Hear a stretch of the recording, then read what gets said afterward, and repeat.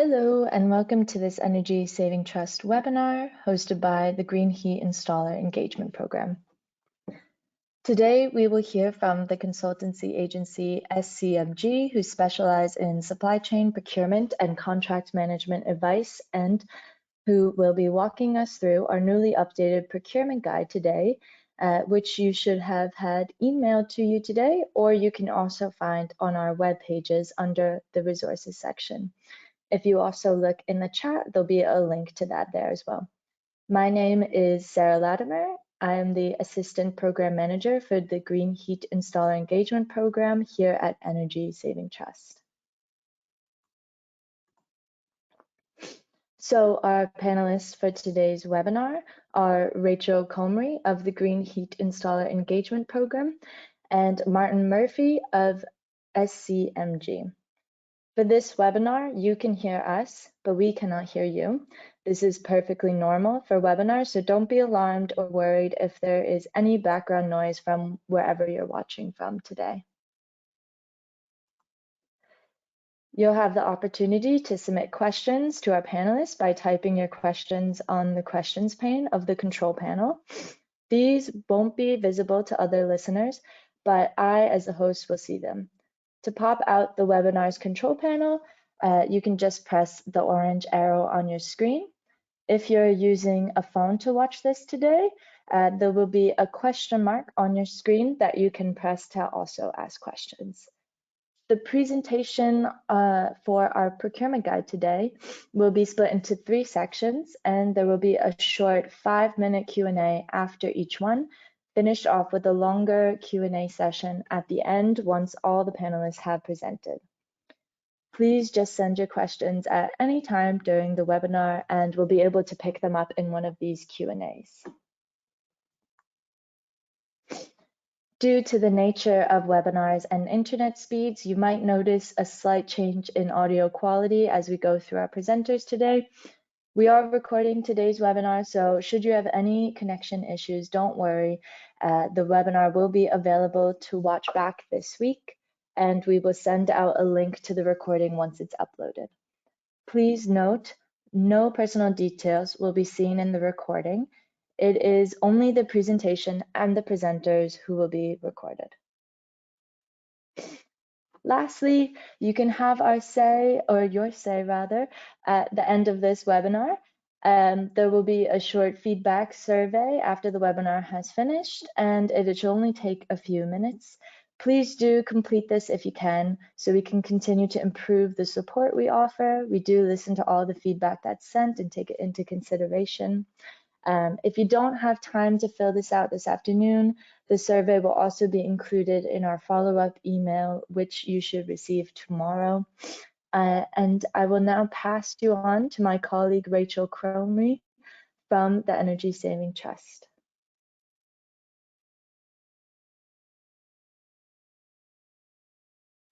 Thanks, Sarah, and good afternoon. Thank you everyone for joining us today. My name is Rachel Comrie and I'm one of the Assistant Programme Managers here with Sarah for the Green Heat Installer Engagement Programme here at Energy Saving Trust. Next slide, please. So for those who aren't familiar with the programme, the Green Heat Installer Engagement Programme is funded by the Scottish Government to provide assistance and support to businesses in Scotland to help them participate fully and effectively in the green heat supply chain, encompassing low and zero emissions heating and energy efficiency. So we're delighted to have Martin here today to walk through our newly updated procurement guide and support you in developing better bids for public sector contracts in energy efficiency and renewables marketplace. So before we start, I would like to discuss the policy landscape and how these public sector contracts and opportunities for the green heat sector in Scotland have emerged. So as you all know, Scotland has a legally binding target to achieve net zero by 2045. The way we heat our homes, workplaces and other buildings is the 3rd largest cause of greenhouse gas emissions in Scotland. The current rate reduction is far short of what is needed to reach our climate change target. So the Scottish Government has taken action to support more demand for clean heating systems and energy efficiency by proposing new legislation. As you all will be aware, there is actually a consultation open as we speak on the proposals for the Heat and Buildings Bill.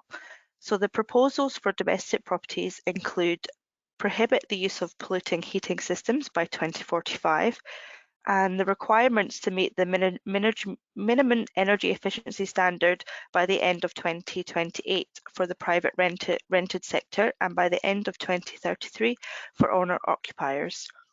This new legislation, together with the legislation that is already in place for new builds, which starts in April this year, will create a big challenge for the supply chain, but equally a significant economic opportunity, which will hopefully encourage businesses to train and upskill to work in the green heat sector.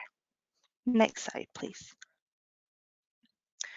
So the Scottish Government decided we need to have a structured, locally led, place-based strategy to get to net zero by 2045. In the Heat and Building Strategy, it states local heat and energy efficiency strategies, LHEES, are at the heart of a place-based, locally led and tailored approach to the heat transition. These local strategies will underpin an area-based approach to heat and energy efficiency planning and delivery. Local heat and energy efficiency strategies, LHEES, are at the local authority level to take on the energy and decarbonisation at local authority in the local authority areas. So what is LHEES? Local heat and energy efficiency strategies is a statutory requirement for all local authorities to set a strategy and deliver a program for how local authorities will reduce energy demand and decarbonise the heat supply of buildings in their area, and to include all sectors over a 20-year time frame. A local authority must have published its first local heat and energy efficiency strategy and its first local heat and energy efficiency delivery plan on or before 31st of December 2023. Next slide, please. So the Heat and Building Strategy was published in 2021, as you can see on the slide there. As I mentioned before, there's a consultation now open as we speak on the proposals for the Heat and Buildings Bill, and I would encourage everyone here to send their responses before it closes on the 8th of March. There is a call for owners and tenants to attend events and share opinions on the Scottish Government Heat and Buildings Bill, with a few still open, a few still to happen, as you can see here on the slide. So to be eligible to take part in one of these sessions, people need to be a homeowner or tenant of a privately owned home or any type of owner or tenant in a non-domestic building within one of the areas of Scotland covered by the sessions, are aged 18 years and above. So please note that social housing and new build homes are not within the scope of this consultation, as they are subject to separate guidance and regulations. And the registration for all events is now open on Eventbrite. So you have access to further information from this slide on the Heat and Buildings Bill and how you might be able to contact the Scottish Government for further information. So these slides will be sent out to attendees after the webinar. Next slide, please. So there's not only the LHEES strategies that will bring economic opportunity to the supply chain, but also the funding that's available through the other schemes such as Home Energy Efficiency Programmes for Scotland, the area-based schemes, Warm Home Scotland, Home Energy Scotland Grant and Loan Scheme, the private rented sector landlord loans, the SME loans, and then at the local heat and energy efficiency strategies at the bottom there. Next slide, please. So considering all of this and the target to achieve net zero by 2045, how does this translate into the number of installations needed? So currently around 45,000 householders install energy efficiency measures every year. It is estimated that we will need to increase this to around 100,000 per year by 2033. And we have just over 6,000 installation of heat pumps in Scotland for domestic properties, To achieve the decarbonisation targets, these installations need to ramp up to 200,000 per year by 2030. It is therefore essential that the supply chain is capable of delivering at the pace and scale required in all areas of Scotland. We will see a high demand for skilled workers to support the future deployment rates of clean heat and energy efficiency. Next slide, please. So how do we get there? We need hundreds of people with the right skills and qualifications to work in the green heat sector, delivering high quality work. Ideally, we would want to see energy retrofit embedded in everyday practices of builders working in repair, maintenance and improvement market. Equally, it would be key to support installers through this journey by providing clarity on qualifications, certifications that are required and keep the sector informed of any funding opportunities for upskilling and also funding available for their customers. So that's what the Green Heat and Solar Engagement Programme is here for. So next slide. So here's our email address. You can also join our LinkedIn group or sign up for our emails to stay up to date with any updates from the Green Heat and Solar Engagement Programme. Our website also shows what we offer. So that's me. I will now hand over to Martin, who will go through our newly updated procurement guide.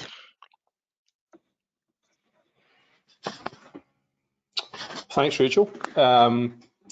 Welcome everyone. Martin Murphy here from Supply Chain Management Group, or SCMG. We've been working with Energy Savings Trust now for over 8 years through different iterations of the guide that we're promoting today to try and engage you in the process of public procurement. I'll try and lay that out or set that out for you in a way that's user-friendly and what can be an otherwise quite complicated or what seems like a complex way to access markets and opportunities, which I'm sure everyone in this call is motivated to do. I'm working on the assumption that you have a copy of your guide in front of you, and the guide is very practical in terms of how it's laid out. One of our issues or kind of observations about when companies that are new to this process, or even companies that are well established and their experienced bidders is really just trying to navigate their way into these particular opportunities in terms of where do I find these opportunities, how do I access them, what ones would be most suitable for me or for my business rather, and of course what does this process actually look like. So there's quite a lot to discuss, there's a lot to get through. I'm just thinking about all the Energy Savings Trust acronyms as well. There's as many procurement acronyms as well, but once you get your head around them, they're pretty straightforward. And a lot of what's going on in this process actually is common sense, and anyone who's in a business or is running their own business understands the need to try to win more or new business as part of sustaining and developing your business. So an obvious route to that is through public procurement, particularly in light of the introduction that we just heard from Rachel and the kind of opportunities which maybe haven't fully crystallised yet, but are certainly the way forward in terms of the markets that you'll be operating in and the opportunities that you're looking to exploit and to access for your own business. So the guide, hopefully, we think it's very logical and laid out in a sensible way. Can we have the next slide, please? But this whole idea of public procurement, it presents an array of opportunities for all different kinds of businesses to provide services, works and supplies in terms of the different categories of spend. And in terms of a public sector perspective, this is how these different categories are organised. So, for example, I'm sure we have installers on today. We'll have people who work as advisors or consultants, and those would be different kinds of contracts. For example, a supplies contract perhaps, or even a works contract. all the way through to a service contract when someone's providing advice or services related to energy efficiency and renewables, for example. Of course, the interesting thing about public procurement is that it's a regulated activity, and in some senses that's a big turn off for people because it's about rules and regulations, and of course those are defined by the Public Contracts Scotland Regulations Act and the Procurement Reform Scotland Act 2014. So at that level, this is almost for the lawyers, if you like, but it's a wee bit in terms of like trying to understand the rules of the game that you're involved in here. I was going to say playing, but maybe involved in is a better way to describe it. So the more you know about the rules, the more we can distill the rules down into practical things that we have to do as bidders, then the better the opportunity that we're going to have to maximise our score when we submit our tender, and of course then the bigger chance we have to win a contract. And that's a really significant thing if you're new to this, or you're trying to get into this marketplace for the first time. It's a really important thing to understand in terms of the scale and the opportunity that's presented by the public sector, and how that can be transformative for many businesses that we know of and have worked with as well, in terms of the scale of the opportunity that they have managed to turn into medium and long-term contracts that have been the basis to grow their business, and of course to increase their workforce, and of course to be more profitable and sustainable in the longer term. So lots of things to do there. I mean, the public sector spend in Scotland is £14 billion. That's not all on energy efficiency contracts, of course, but it just gives you some idea of the scale of the opportunity in Scotland alone, in terms of being able to access some of this marketplace through this particular process. And of course, that's the issue. This is a process. It's a process for us to think about and to manage and to improve as things develop. And just in terms of the documentation that goes with it, this is the other part. So the regulations doesn't sound very attractive, does it, as a starting point? And then we talk about documents again, is it a wee bit admin heavy? Of course, there's elements of that, but there's an element here of practice makes perfect as well, and certainly improves things in terms of how you can prepare your information, how you can develop that information, and how you can move that forward in terms of reusing material, for example, between different bids.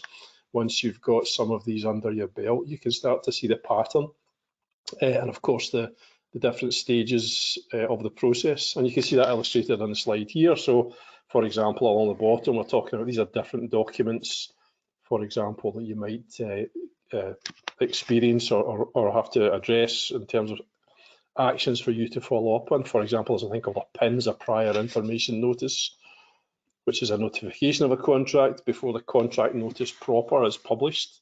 So sometimes people use a PIN. It has advantages if you're a buyer to use a PIN, because in those circumstances you can actually compress or shorten the elapsed timescale of the tender process. So it's a kind of optional thing that sometimes they use. But the clock starts counting from the contract notice. We're then going to go through a process of somehow or other, some kind of pre-qualification is probably a term that you're well used to, before we actually, or as part of submitting a tender in terms of responding to the specification, that our ITT package, our response to that in terms of our tender, which then is evaluated, of course, in the award of the contract. And depending on the value of the contract, there's a standstill period, which is a kind of cooling off period at the end of the process, to allow people to get feedback and to raise any concerns that they might have, for example. And then we go full circle on this, and we close the whole process with a contract award notice. I really just want to try to show the flowchart here as the split, because you're going to be faced with more likely you'll be faced with a single stage procedure where some of these discrete steps are actually combined together. So, for example, the qualification and the ITT are combined into a single stage process called an open tender, as opposed to a two-stage process where we have a qualification and then we have a second stage, which is the ITT. So this was a response to feedback from bidders by the Scottish Government in terms of trying to encourage buyers to use an open process, where previously in a two-stage process, SME businesses, for example, were being pre-qualified out of the process, at the expense of larger bidders who could demonstrate that they had more capability and capacity to deliver a contract. So that's a kind of balancing of things in terms of the whole strategy to try to engage SMEs more and micro businesses as well in this whole process of public procurement. Next slide, please. And what does that process look like? Here's a kind of walkthrough of the open procedure. Again, this is the kind of default procedure that's used by 95% of buyers when they run a tender process. And again, if you're not familiar with the terminology, they'll publish these opportunities on a portal called PCS that we'll talk about in a wee bit more detail later on. And that's for Public Contracts Scotland. That's what that stands for. So that's where kind of go to advertising and tender portal for trying to find out where these opportunities actually are. But as I've said, the kind of three elements of what we're looking at here is there's a qualification element. So are we a good fit for the contract opportunity that we're bidding for?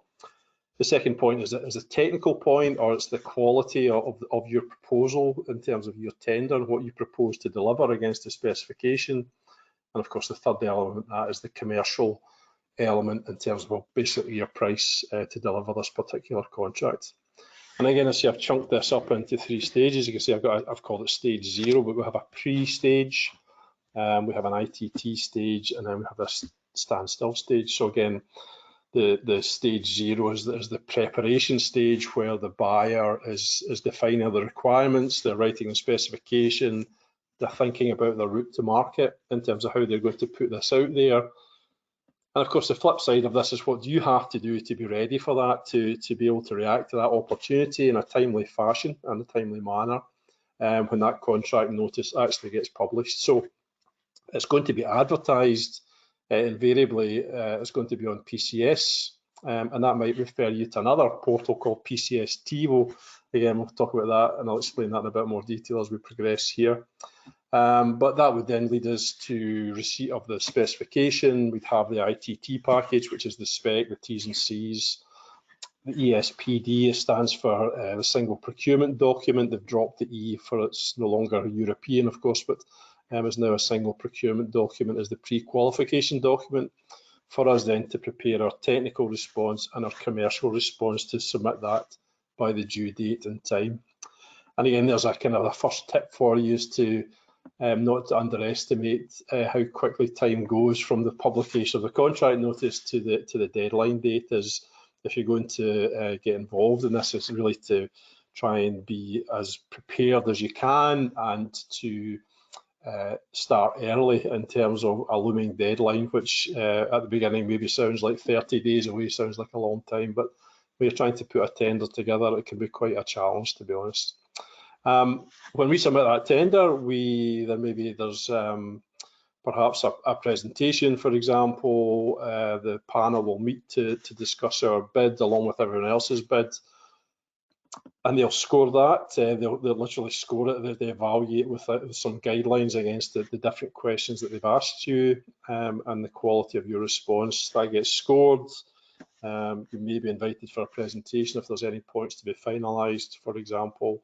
And then we get to a stage where we have a contract award or a notification of a contract up to be awarded, and that's subject to the standstill period, which in most cases in a all cases in a regulated procurement is a 10-day period. This cooling off period that I mentioned as well, and then we go full circle if we get to the contract award notice. Now, if you do this once and for the first time, it's quite cumbersome. It's not intuitive, perhaps, is the way to describe it. But again, just with some persistence and being able to try to build up material that you can reuse, that is always asked for example, in the pre-qualification, you can start to become much more productive in terms of submitting your bid, and of course then maximising your your opportunities and your chances of success in this process. Next slide, please. So again, back to the regulations. The regulations, of course, would choke a horse, is an expression that I'm sure you're all familiar with. And as I said already, it's really something at one level for the lawyers, for when things go wrong, if you like, but actually I like to look at the regulations in a much more positive way. It's about the rules of the game. It's about the rules of the competition in terms of the tender process that we're participating in. The essence of the regulations is people always kind of think about it and they discuss it in terms of the buyer and how it protects the buyer. But the truth of the matter is that the regulations are actually in place to protect people who are bidding for contracts. And they distill down, the essence of the regulations, it distills down into these three kind of key points. All things that you would hope and expect as a matter of course, but these are written into law in terms of public procurement. That number one, you'll be treated in a fair manner. So that means everyone's treated the same way. So we have a process. The rules say that everybody has to be treated fairly and properly as part of these defined steps that I've just run you through there. Second point is that the decision making is that people just can't say I prefer or I like this. It has to be objective and they have to have very clear criteria that they're going to score your bid against. So it's objective. It has to be a way that we can measure it and everybody's measured consistently in the same way. And the third point is that you'll not be discriminated against for any reason. So these are all very kind of worthy aspirations or key points as part of the regulations, but it's the minimum you would expect in terms of going to the effort of submitting a bid and really having a fair shout at going for the opportunity that you're particularly interested in. And that's the issue, is to ensure that all of these things are done in the manner that we've just described. Next slide, please. So one way to think about this is really, it's about getting organised yourself. Easy for me to say, of course, but you know, the point is the more you do, the better you get, that's for sure. The really interesting thing about this is about, I guess, a wee bit of persistence and tenacity around about things and trying to manage that process. Now, you might be someone who is in a micro business, you might be working on your own and thinking I could bid for a contract, for example. The question is, how are you going to find the space and time to do that? You might have a slightly larger business or you've got other colleagues who can be involved in different parts of the process. So there's a thing there about really being clear about roles and responsibilities. Of course, who's going to do all almost the admin side of things about the documentation that you're going to have to produce in terms of your insurance certificates, for example, or your accounts information and all the standard type business information that you're going to be asked for as part of the pre-qualification. As opposed to maybe at the other end of the scale is really where tenders are won and lost, is in terms of the creative side of putting your bid together to actually write your response from a technical and a commercial point of view in relation to the specified requirements. So it's a really, there's a whole balance of skills there, and if you're doing that yourself, it's more difficult, of course, just in terms of managing your time.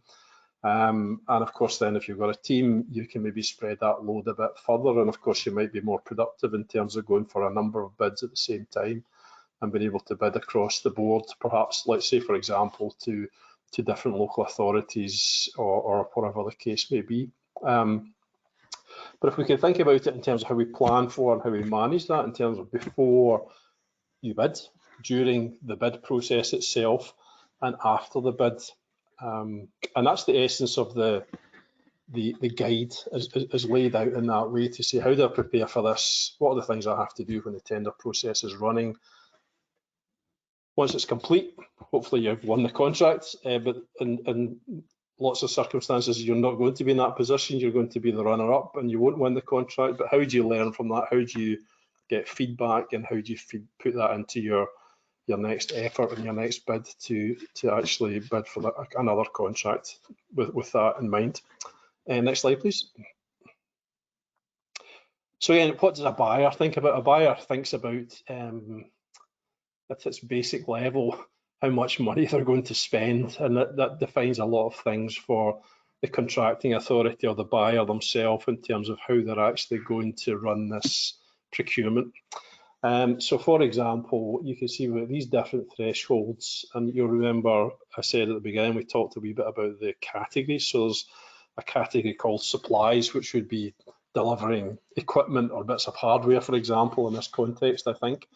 Services would be about professional services or advice or support you're going to provide to a client. And works is essentially a construction type activity where there's building work or construction work or installation work to be done as part of this process.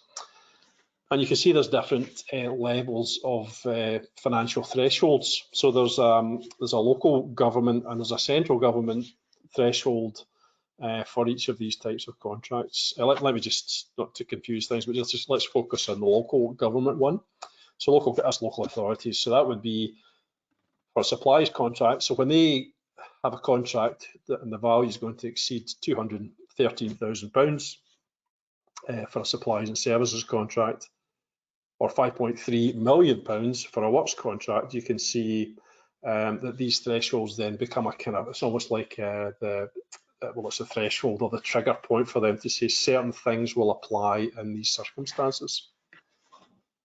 We then look at the other end of the scale, and what you can see is that we've got contracts that may have a value up to £50,000. Now, the interesting thing about this, these are termed quick quotes, and while they're not regulated procurements, they're all part of the procurement landscape, if you like, that you're operating in now, where there's not any less rigour, but it's a quicker process, as the name suggests, and as a way for contracting authorities and buyers to engage, particularly with SMEs, through a pre-selection process using the PCS, or the Public Contracts Scotland Tender Portal. So there are opportunities up to that level. There are opportunities between the £50,000 threshold and the £200,000 threshold.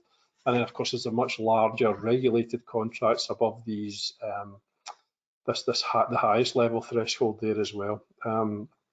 You'll notice the kind of funny numbers. You wonder how they ever arrived at a threshold like this. But for example, the thresholds have just changed. They change every 2 years. They've just changed this year in January there, and this time round they're being expressed to include VAT. So again, you add VAT, and I think the origin of all of these was they were originally defined in euros way back in the dim and distant past, and of course those have been converted into pounds, so it gives us slightly odd numbers, although that's now a separate issue again. You notice, for example, quick quote threshold on a works contract is so they can run a quick quote with a value of a contract up to £2 million, which is a very large contract. And of course, above that, we're into the territory of the regulated procurements. For lots of contracts, if this was a framework, for example, a framework is an agreement where more than one supplier provides services against that contract or for a number of lots in that contract. You could see on a pan-Scotland basis, for example, so there are energy efficiency contracts that we know about where those have been done on that basis. And, you know, of course, that on a national level, you very quickly reach these kinds of levels of values of contracts. So while you might get a local contract as a quick quote with a local authority, maybe a kind of SG, Scottish Government level, pan-Scotland contract with a framework, you know, those would be subject then to these higher thresholds and the different types of procurement. The point I'm trying to make is that there's lots of areas that you could target and think about what would be right for your business. Do you want to start, I'm saying small with the greatest respect, everyone is small at 50k is a nice contract to have. 3 or 4 50k contracts for your business maybe is just as valuable, maybe if not more valuable than one contract at 250, where all your eggs are in one basket and you've got a higher risk to deal with, if you like. So again, there's lots of ways to skin this cat from a bidder's perspective and from your perspective as in terms of how to build and grow your business in this developing marketplace. Next slide, please. So back to procedures. So the next decision, the buyer has to make a choice. They have to make a decision about the procedures, and those would be, for example, well, they have a choice here, beg your pardon. So they have the list of all these things here. Most of them are some are a bit more exotic than others, seldom used, but as I said, more than likely you're going to be involved in an open procedure, and we've walked through that already. So that's our starting point. That's what we have to kind of understand about. That means that we're bidding alongside everyone else who wants to throw their hat into the ring, if to use that expression. And some of them might be more suitable than others. We might not be suitable. Just because it's open doesn't mean we should bid, of course. So we need to think about how good a fit we are for the contract as well. And there's a lot of things, there's a lot of levers here for us to think about how we would, how we can choose, if you like, as opposed to maybe getting sucked into things. It's about how structured is our approach, how realistic are we about the contracts that we're bidding for in terms of our own capability and capacity. Next slide, please. So what happens there, with the open procedures, we've got different timescales. And again, let me just talk about the open procedure. So in a one-stage process, that's a 35-day elapsed time process. So from the point where they publish the contract notice till the point where the date where we have the deadline to submit our tender, that's 35 days. And of course there's an ability to reduce the elapsed time by 5 days to 30 days, which is what, of course, everyone does, because all of this is done electronically now anyway. I don't know any examples anymore where people are still using paper documents in terms of all this being done through the portals and on the tender. So we've got 30 days to put our bid together, to get it submitted. The question is, how quickly can we react to that? If we react to a notice on day one and we're only starting the process, we're probably behind the curve, because all our competitors are going to have done their homework. There'll be people who have bid before who might be in a better position than us as part of that process. So getting ready, being ready for this is a key thing to move forward, is another real good tip. Next slide, please. So the portals, the kind of default portal is PCS. And again, I think I'm just including this because I'm thinking some of you might be completely new to this, and just for completeness, we couldn't not include it. But I'm pretty sure most of you are familiar with PCS, and as you can see, that stands for Public Contracts Scotland. Public Contracts Scotland is primarily the advertising portal for all the public procurement opportunities that are published in Scotland. It also acts as a tender portal, and that once the advert is published, we can manage the whole process using PCS. And we can submit, we could be asked to submit our tender documents by uploading documents again to this same PCS portal as part of that exercise. And that just it almost acts as a standalone portal. The other significance of this in terms of PCS, maybe next slide please, is in terms of the quick quote process. So the quick quote process is managed through Public Contracts Scotland. Okay, a minute you'll understand why I'm trying to emphasise the PCS, but Public Contracts Scotland. So think Kelpies, if you like, if you're trying to remember this. And of course, anyone can access this. You can use some of the functionality without registering, but the whole purpose of this, and to submit a tender, is you'd have to create an account, and you'd have to log in. So you'd have to register, I beg your pardon, and you have to create an account, which you can then access and log in as well. If you're not a user of this system, it's actually, we see systems all over the place across the UK and further afield. And I hear people say, oh, it's a difficult system to use. This is actually one of the best systems that you'll ever be using in terms of submitting public contracts. So it just needs a wee bit of investment of your time to understand what's going on, what the different functionality is, But the key thing, first of all, is registering, creating your login, your username, all those kinds of things. And at that point, then you can access all the different parts of the portal. That includes, for example, the daily publication of all the contract notices for every contract by different categories for different types of areas of spend all across Scotland, and in some cases further afield as well. So that's the first thing. The other part of this is the quick quote part. So we register, we create our own profile, but there's also a thing called the supplier finder profile.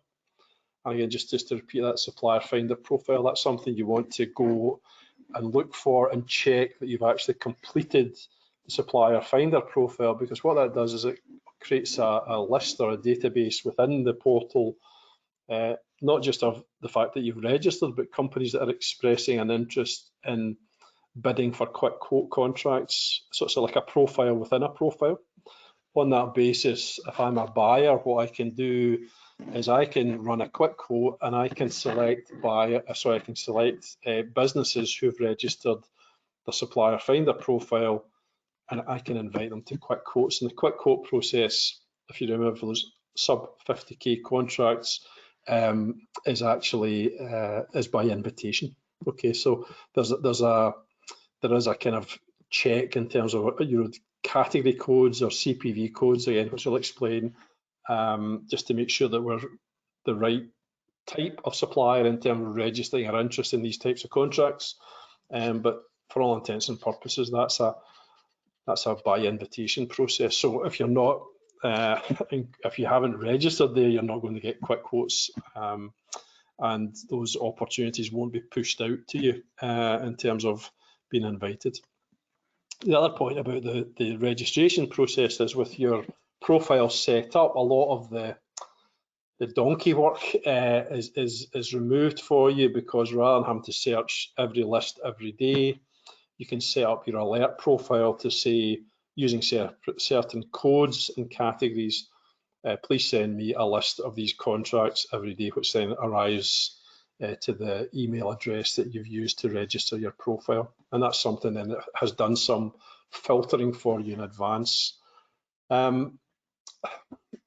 It's quite interesting. You'll get things you'll think, you wonder how that has come to you, but again, that's a question of refining the categories on your profile, for example, just to fine tune it to make sure they're more appropriate and relevant. And for me, that's just a habit. That's a habit to try to get into. So it's come to your inbox, just take the time to look at that, just to read those notices, just to understand what the issues are, what they're asking for, and of course then trying to filter those, maybe informally at the beginning, but if you're going to become a regular bidder, you maybe want to think about some way of doing that kind of more routinely, or in a more structured way, where you could be listing those alerts that have come to you and thinking about, will I bid for this one or will I not bid for this contract, and just trying to understand the difference between the two.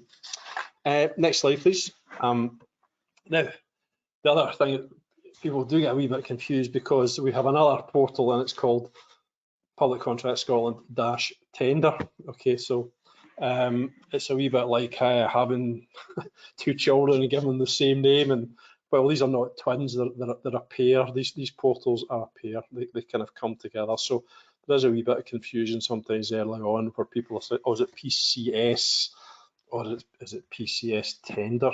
Now, PCS tender is the brother or the sister of PCS, where it is explicitly a tender portal. So your opportunity, you have to absolutely be registered on PCS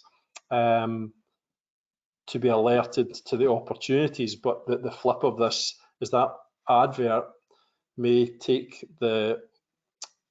direct you, to PCS tender to go to this other portal to actually, where the tender process has been run on this kind of slightly more involved and maybe a wee bit more complicated tender process for more complicated tenders. But for all intents and purposes, it's working in the same way. PCS, you're uploading files that you're going to attach into one section of the portal. In PCS tender, you're going to be attaching documents to different parts of different sections within the response. It's quite an interesting way that they describe things, because they talk about envelopes. It's quite a nice way to think about things for both portals, to be honest, is to think about, I have a qualification envelope, I've got a technical or quality response envelope. Technical and quality are used interchangeably. And then we have a commercial response or a pricing envelope. And the point is for you is to say, what do I put in each envelope? Some of these envelopes, once you fill them up, they can be used between different bids. So for example, all the qualification information, once you have that, and once that's been uploaded, or you have it saved in a central place to reuse the next time, it's that qualification envelope is pretty static. Where that might change, where that will change, is, for example, when they ask you for case studies. Your technical response is really where you're going to win or lose the contract. It's about the quality of the response that you're going to make to the specified requirements. And of course, the pricing envelope notwithstanding is about maybe a specific pricing template or schedule that you're going to have to complete again to put onto PCS tender. Next slide, please. And sorry, this is this is what this portal looks like. Again, this is now Kelpies at night, if you like. And again, it's the same issue. You have to register. You'll create a profile for yourself. You log into this, and you can find, this doesn't send alerts out to you like the other one, because it's not an advertising portal. This is a tender portal, purely a tender portal, or tender portal proper, if you like, in terms of its function and its role.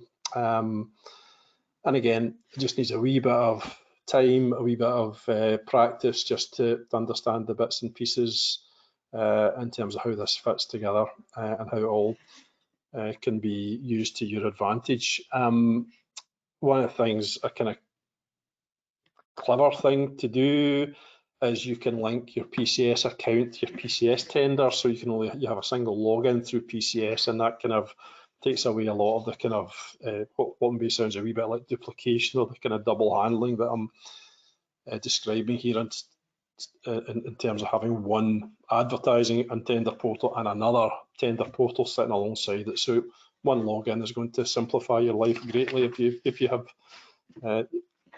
take a note to do that, I think, as part of that process. Next slide, please.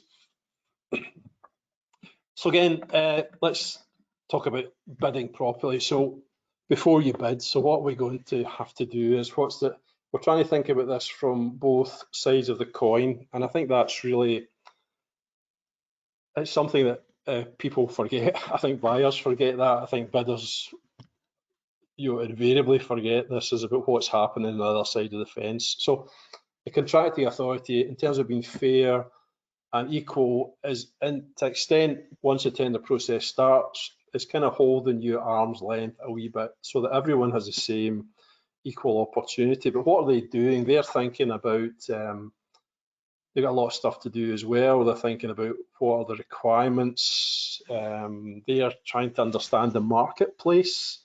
That's a really interesting point in terms of your own marketing efforts and your ability to make yourself known to contracting authorities and buyers in the public sector, because again, there's an element here about creating the right impression, to be active, to be involved.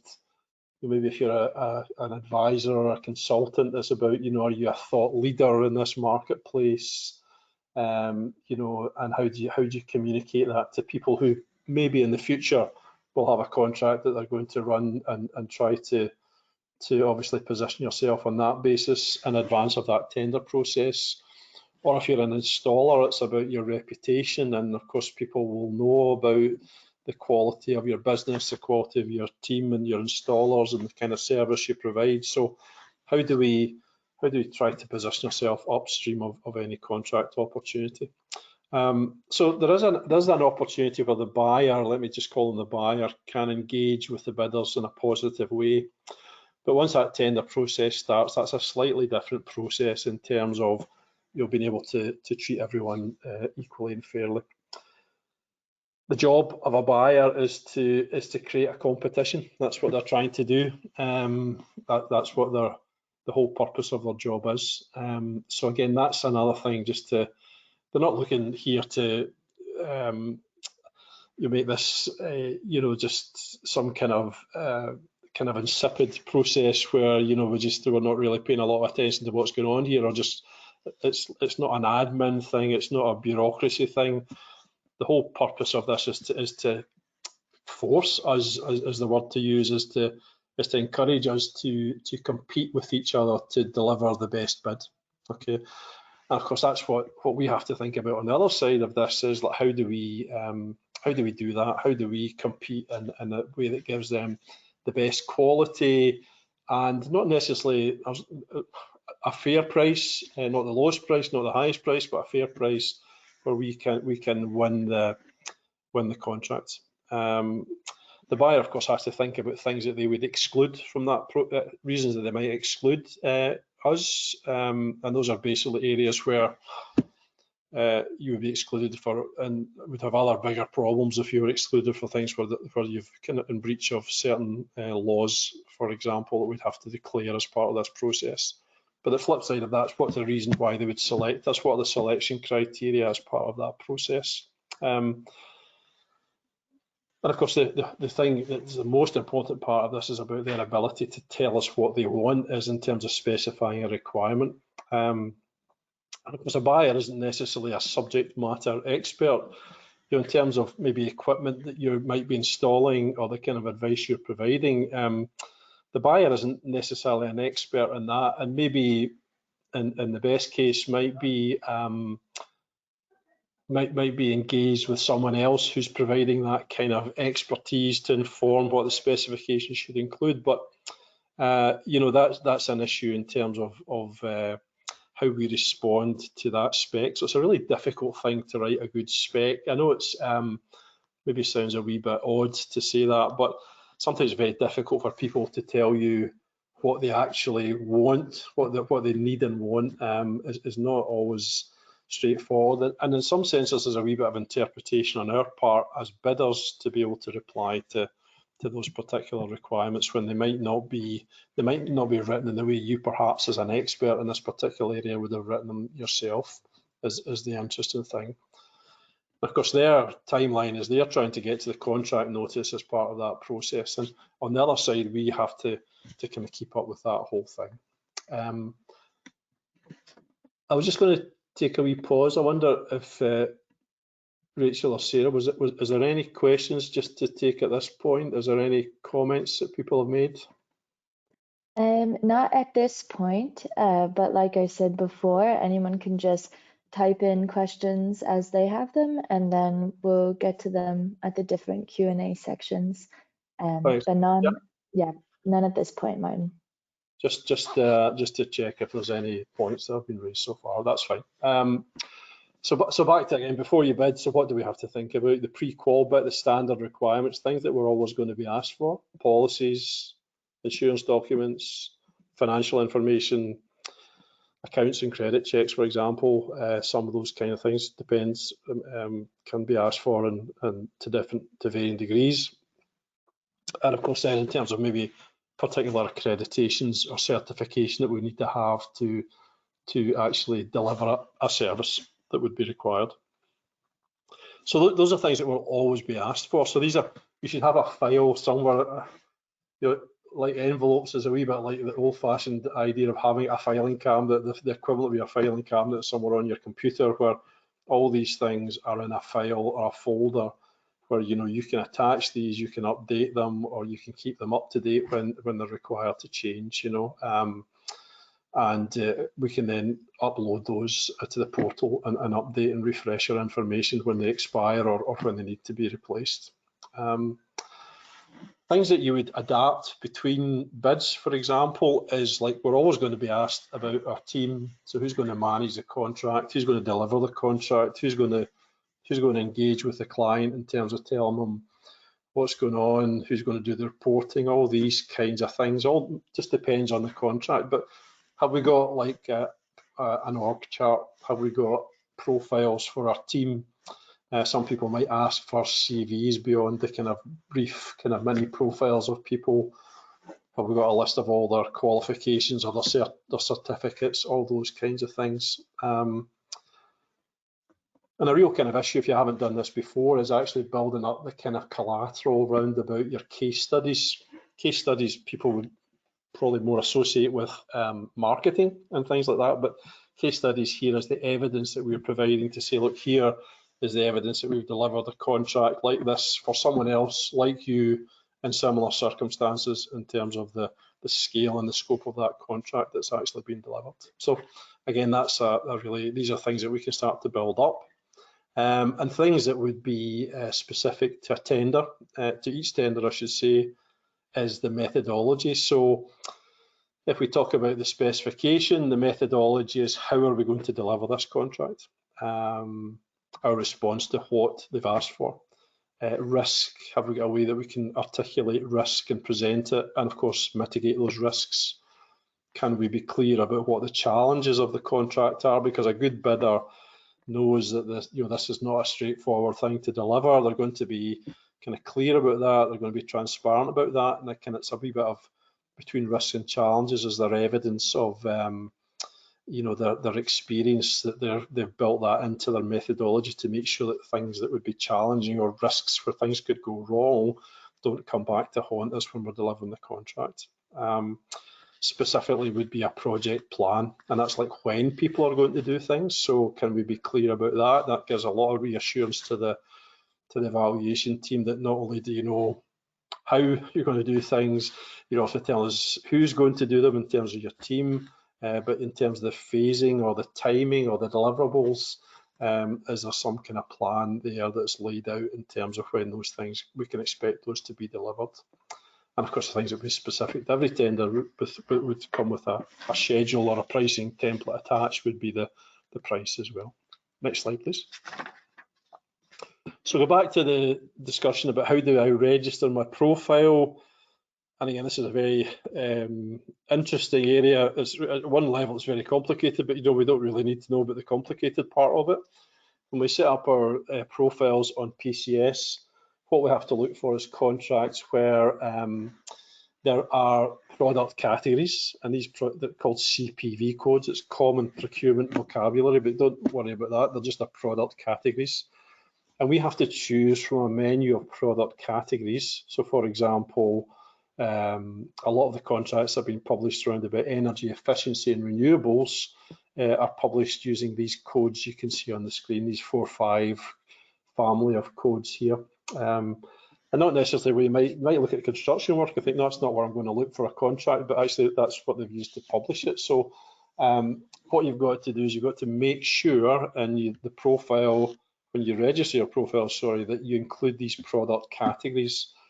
And what that means is when the buyer publishes his or her contract notice, basically what happens is that there's a kind of matching thing here. It's like procurement dating online, if you like. So the buyer has codes and you've got codes, and these 2 codes will match, or the number of codes will match, and that's what's going to generate the alerts that are sent to your inbox every morning that you can have a wee look through once they arrive.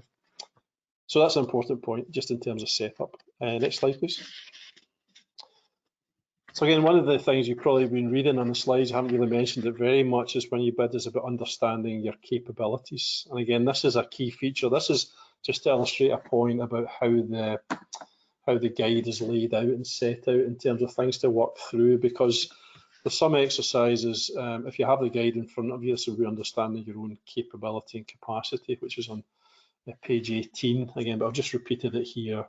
And the idea about the guide is that you can use this guide kind of interactively, if you like. You can complete the different sections and just think about things. And of course, the point is when you ask people, well, what about your capability? Could you explain your capability? Most businesses, most people struggle. They know exactly what they do.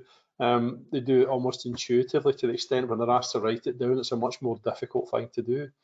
And lots of SMEs particularly completely underestimate and undersell themselves in terms of defining what your capabilities are. So for most, it's a wee bit of a challenge, but this is a fundamental thing to kind of inform how we're going to bid, and these kind of exercises and doing these kind of things will help you start to build up that picture. So the point is, what do most people write down? Most people will write down, sorry, next page, just click on, would you, Sarah, please? So most people would write down, they'd focus on what they deliver, okay? But you know, that's the bit that people see, and it's a wee bit about, it's like a bit like the iceberg, you know, because we just see the top of it. People see the delivery piece and they judge the delivery piece, but of course there's lots more. Maybe another click, Sarah, please. What are the things that you do before you deliver? And that's a really interesting point, because unless you include those, if you ever, you know, if you are you're a contractor or you're in a trades role or whatever, you know it's all in the preparation. So before you ever get to deliver, there's all the things you've done before, and that's really what a good bid is starting to look like, is be able to describe those activities, those capabilities that you have from one end to the other. Sarah, could you click that again, please? I think, yep. So again, what we've done here, so again, think about these different things. Capability, I've got one, so I've put deliver. Deliver's like the fourth thing that you would probably do as part of this deliver on any contract, because there's a whole load of other things that you do before that actually happens. So for example, is there some element of design? And I think there is for everyone. There's design in its widest sense, is that we are designing or putting together the solution that we're eventually going to deliver at step 4. So don't forget about all the work that you do there, all the activity that's done up front. There's then the issue, maybe capability 2 is about your ability to plan the delivery of this. So it doesn't just get rolled into the delivery, there's a planning component or element. So we've got design, we've got planning, we've maybe got capability 3, let's say that would be the management of this whole process, perhaps, in terms of the delivery of the contract. And we do all of these before or as part of actually delivering the contract. And then the last one, I could always want to add in this one at the end, which is, again, what does a client need once you've won the contract? What do they want to understand? They want to understand the performance and the quality of what you're delivering, and then be able to and be assured by your ability to report back to them on that. So capabilities, again, what would you describe? Would you describe design, plan, manage, deliver, and reporting? You know, probably most people wouldn't in the first instance, but again, just think about the range of things you actually do as part of putting your bid together and preparing a bid, in terms of what you do as a business. The other thing then would be to think about, if we talk about capacity, the point is, how could we then break that down between different contracts? So let's say contract 1, just round numbers, let's say it was £100 contract, basically. How would those activities split across each of the 5 activities or capabilities that we've just described? And then just think about that in terms of where your effort lies, in terms of how you resource that, how you would price a job properly or cost a job properly, in terms of putting your price together, and the kind of emphasis that places in terms of what your bid is actually going to end up looking like. And of course, if we did that across a number of contracts, we could see the split of contracts against each of those activities.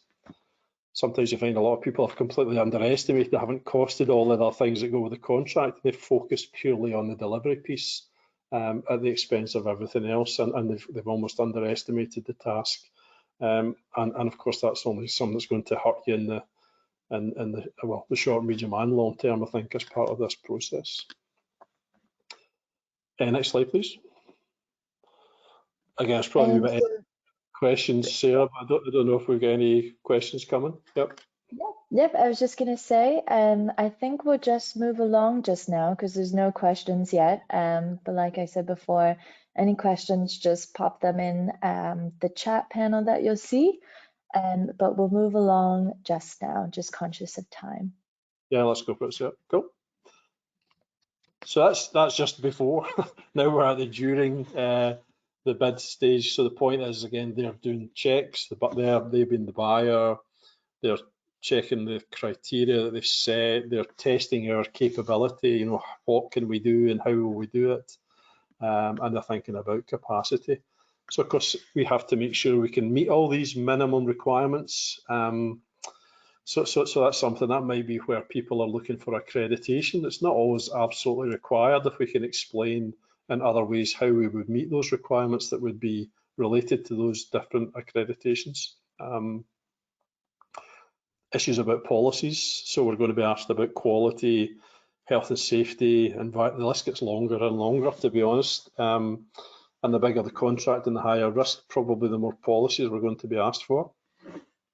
But again, here's another bit of kind of homework or preparation that you can do, is to think about, can I develop a suite of policies that explains basically how we manage our business and deliver our services. And again, those policies can be done on an annual basis, can be updated, refreshed, and can be used as part of your evidence when you're submitting documentation as part of a bid. And again, this point that we've just talked about the capabilities, is to refine that and keep refining that, and to make sure that that is clearly communicated, the quality and the extent of the level of activity and the detail that you go through when you're delivering a contract, is to make sure that that's properly communicated and shared with your potential client. And of course, the issue about the capacity piece is going to come. It's about the size of our business in relation to the contract, and that doesn't exclude us if it's a larger contract, but we have to just make sure that we're able to explain how we're going to deploy the right levels of capacity to deliver this particular contract. Next slide, please. Here's another challenge for you. It's one to do offline, of course, as well. In the guide as well, we talk about the value proposition. And the question here then is to say, well, let's try and think about this. Let's use more simple language. So what do you do, right? So, and how do you do it? And the question is, what's your value proposition? I think this is a real issue about the more creative end of putting your bid together. And we're not all like award-winning authors and all the rest of it, you know. But you know, for lots of it, it's difficult to write, you know, kind of good copy for a bid, you know. But there is you actually tell when somebody just has been very good at writing, but the actual content's not particularly good. But what the contracting authority, what the buyers are looking for is authenticity in what you're writing and what you're presenting. And again, back to this kind of issue about value proposition, sounds a wee bit kind of, oh, what's this all about here? This isn't anything to do with procurement. But, you know, for example, if we talk to someone that was involved in installing loft insulation, you know, and they might, again, most would underestimate what they do in terms of the task, and they would probably describe, sorry, next slide, click on, please. So what would they do? They would say, well, we did it safely, we did it cost effectively, we did it, you know, minimum disruption to the customer or the homeowner. All those kind of specification task related activities. But of course, we've got different customers in this process. We've got the customer who's the end user, the homeowner, and we've got the buyer. So what does the buyer value in this process? They value the fact that it's delivered safely for them, means there's no accidents. It's done in a way that's compliant and meets all the regulation.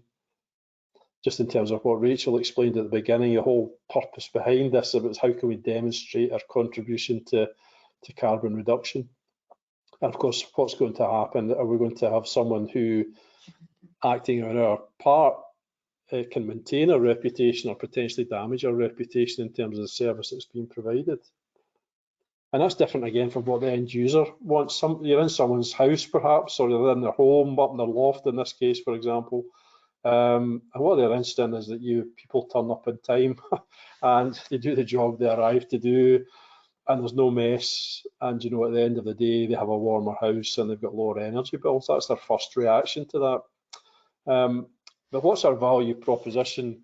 Maybe as a humble, you know, insulation installer working in someone's loft, is the value proposition here is that these companies, these installers are actually helping the Scottish Government deliver those carbon reduction targets. That's actually the business that you're in, as opposed to the task that you're doing to fulfill that.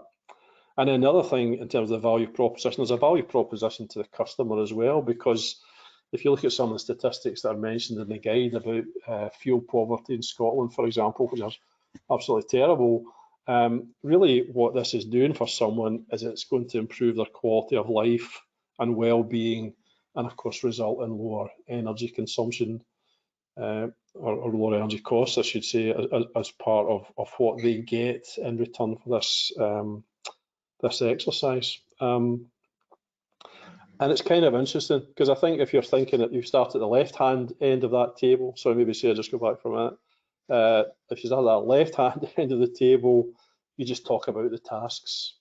And of course, the point is, what are those tasks actually intending to deliver? And if you think about the value proposition or the right-hand end of the table, the whole issue for you there is that I think it gives you a slightly different perspective in terms of the things you consider important and in terms of what you include and what you write in your bid. Next slide, Sarah, please. So second stage of this is the ITT stage again. So we're using the portals here. There's a lot of setup for the buyer. There's a lot of complicated stuff. There's and it's you know, for a buyer, it's quite easy to inadvertently make some mistakes or get dates wrong, and there's it's just the way it is in terms of the complexity of what's going on here. So again, we shouldn't necessarily be too critical of them from a bidder's point of view, but what do we need to do? We've got to read and understand the spec and the terms and conditions of the contract. Okay, so that's the really important thing that we should be concentrating on, is to get in the ITT document, looking at the spec and actually like tearing it apart in terms of what it means for us in terms of our response, going through every line, making sure we know exactly what they want. One of the things that really always amazes me, we organise briefings for suppliers to come along, as they come along and talk to us about this contract during the contract process. Everyone has equal access to that, and people don't pitch up. And you're thinking, well, so you've been invited to tender, you know, you've got a chance here to talk to the buyers in an open forum and understand some of their drivers and maybe some of the wider issues, and people don't pitch up. So that's a real kind of issue about motivation for some bidders, I think. And if you have the chance to go, if you can't go yourself, try and get a colleague to go or someone else that you could trust to bring back a reliable message about what's been discussed there. The other thing about this, of course, we have the Q&A facility is very useful in terms of the portals. We have a dialogue that we can keep going with people. We can ask questions, we get responses to them. And again, it might be about, is there some refinement of different points in the specification or whatever as part of that process. And then, of course, we have to write our bid. There's lots of things that we should think about. It's about planning as well. It's like if you're planning a job to go and do a job, but this is like doing a job and planning for it. We have to identify if there's any long lead time items that we need to consider and to manage as part of that process. And of course, we've got to hit that deadline date, because when that portal closes, it's closed and we can't get in. So that's a terrible situation to be in.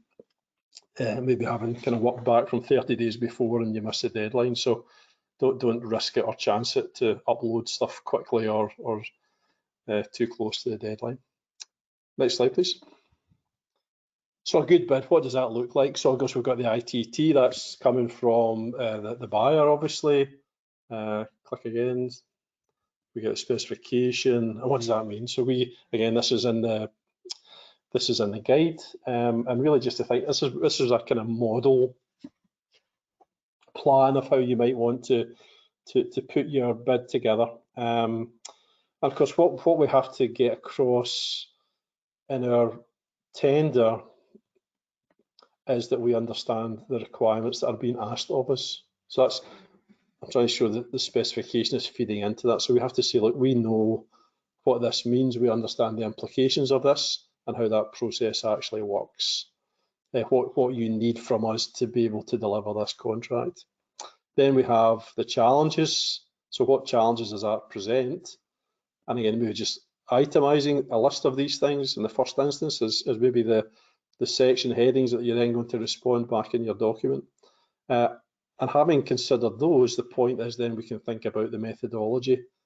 So the specification is the buyer telling us what they want us to do. The methodology is our explanation back to them of how we're going to deliver the contract. And that's a really important distinction, is to say, you know, how are we going to deliver? When they talk about the quality of our bid, they're actually talking about the quality of how we are going to deliver the contract for them. So methodology is how.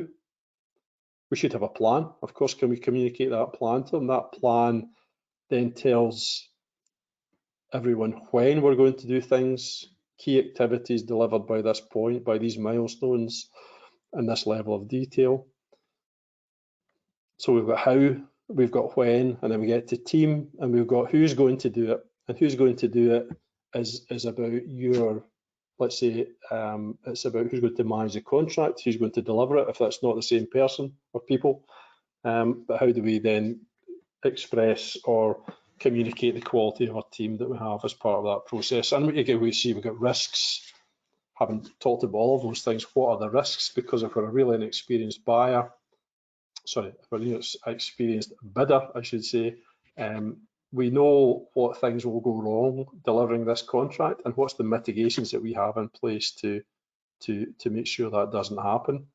And the evidence piece, we go full circle to say, look, this is our experience in other areas. And again, those all feed into each other. And of course, your bit in the middle there is the price. Outside ring is quality. The bit in the middle is the combination of quality and price that we're going to have to get the best score in overall terms for our tender. Next slide, Sarah, please. What does that mean? People talk about most economically advantageous tender, value for money. So what does that actually mean? What that means is, you know, we don't need to have necessarily the lowest price to win this bid. So this would be, I've got an example here, this would be 60-40. So the lowest price gets the maximum points, just to keep it kind of simple. It's £100 is the lowest bid. If I have the lowest bid, I get the maximum points that are available, in this case a 60-40 split for quality and price. If I'm twice the price, let's say, just to keep it really simple, if you're twice the price, you're never going to win, of course, but let's say in this example, we've got twice the price. If I'm twice the price, I get half the points. So that would mean after they've looked at my price, I've already got a deficit of 20% versus the lowest price, and have to make that up in the remaining 60% of the score that's available for quality.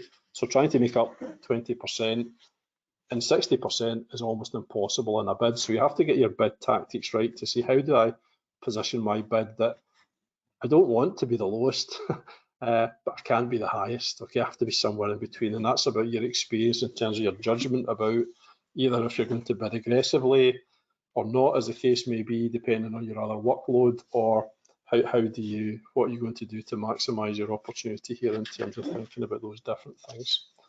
Next slide. And then what does that mean? So we combine the price with the quality. So for example, just to show you an illustration here, so somebody who scored 40% because they're the lowest price, they got 48% for quality, gives them an overall score, a most economically advantageous tender of 88%. At the other end of the score, somebody who's got 20% and scored 40% is only going to get 60 in total. Now, the person that got the highest mark for quality in this illustration I'm assuming they got 22% because the way they bid on price. So they had the highest quality, but they were at the high end of the price scale. They get 82% in total. But the bid that would win in this illustration would be number 2, because they had a price that was at the lower end of the price scale on the range that we've shown there. But they had a quality which wasn't the highest, but it was close to the highest. And it's the combination of those two things. So that second bidder would have a score of 90%, and they would be awarded the contract. Next slide, please.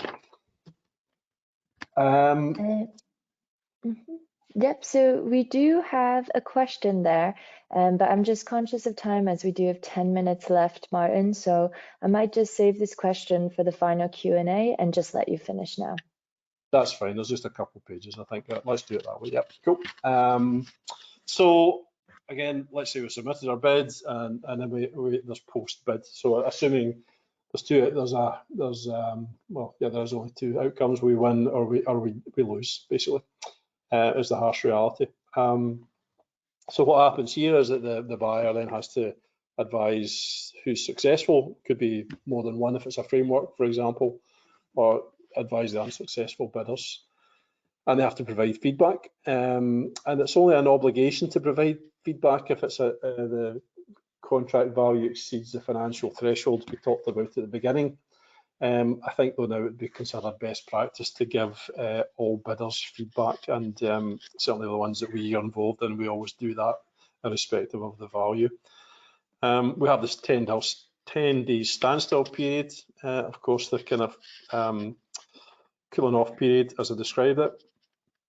And of course, then we have to, the contract is awarded. So if you've won it, you're not too worried about what else is going on, to be honest. But if you're unsuccessful, what do you do? So I would always, if I was successful, I would ask for feedback. But it's more important if we're unsuccessful to ask for feedback.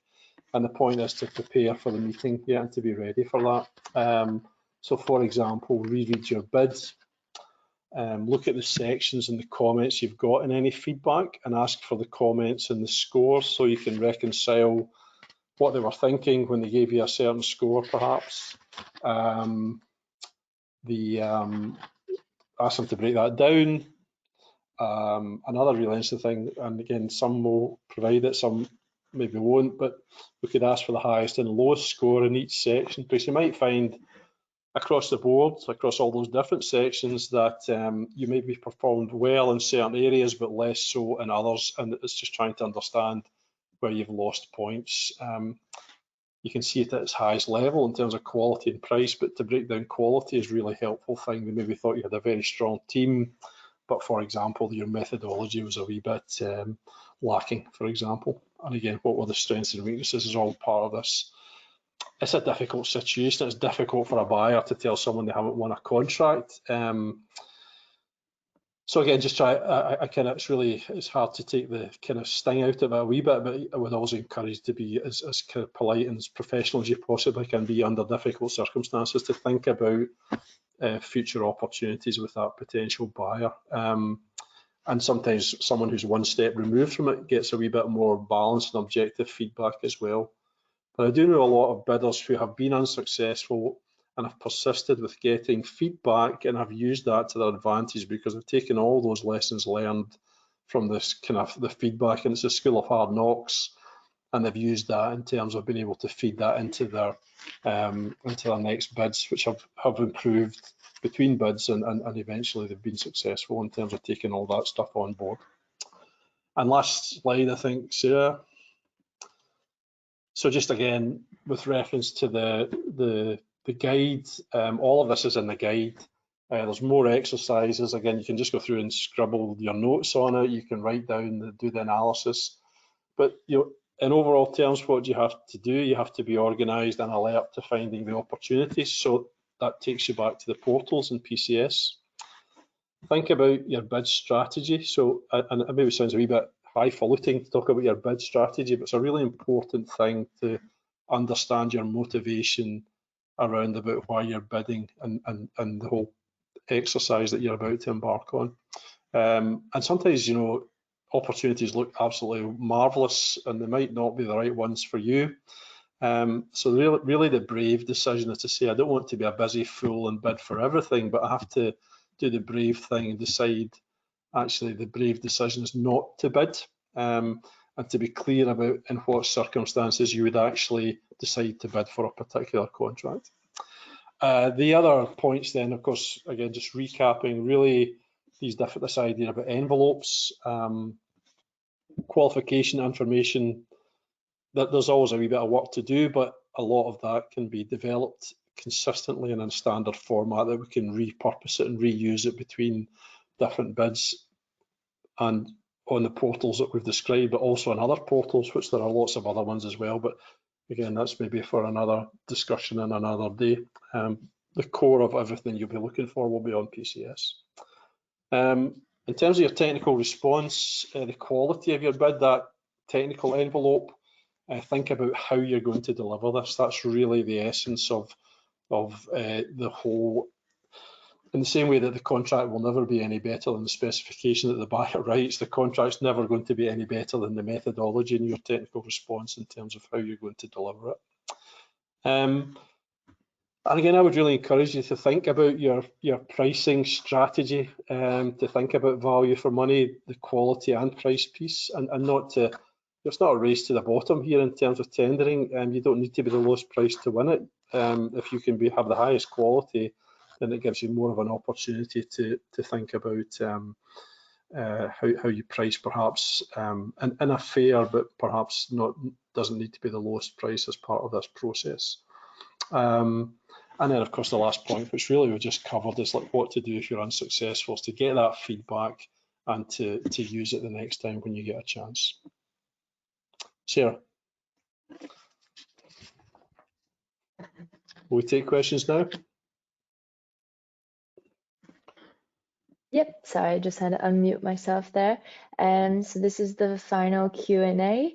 I think we have about 5 minutes to answer some questions. And just as a reminder, you can use the questions box on your control panel to type in your questions. And we have the panelists' names here on the screen if you'd like to ask a specific question to either Martin or to Rachel. So we have a question about the below threshold procurements. I'll just read it out.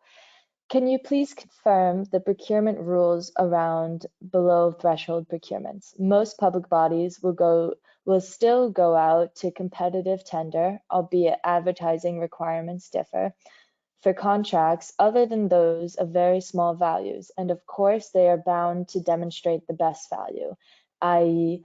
are opportunities for direct awards with minimal competition few and far between?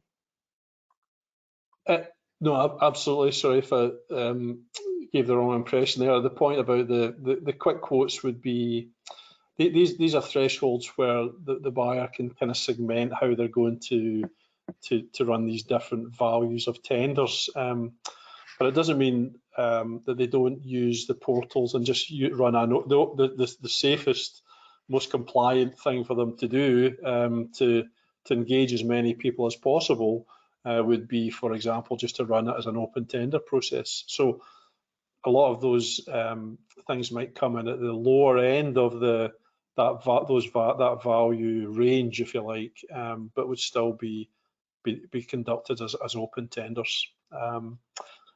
Although a lot of buyers do still use quick quotes as well, but not to the exclusion of other things as well. So you might find some contracts which are relatively low values in terms of what we defined, but are just run as an open tender where anyone can participate in that process. Yeah.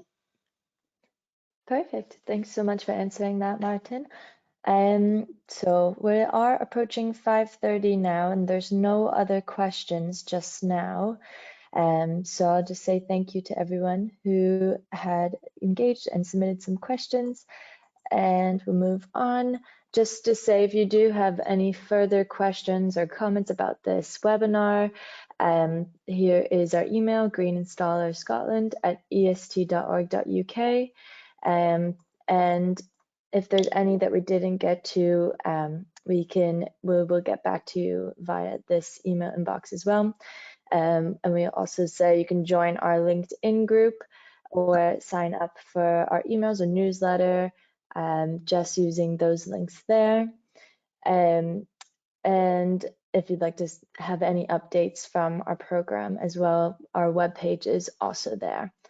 And just a wee reminder to please complete the feedback survey after the webinar is finished. It helps us a lot with preparing content for different webinars and improving any support that we can offer.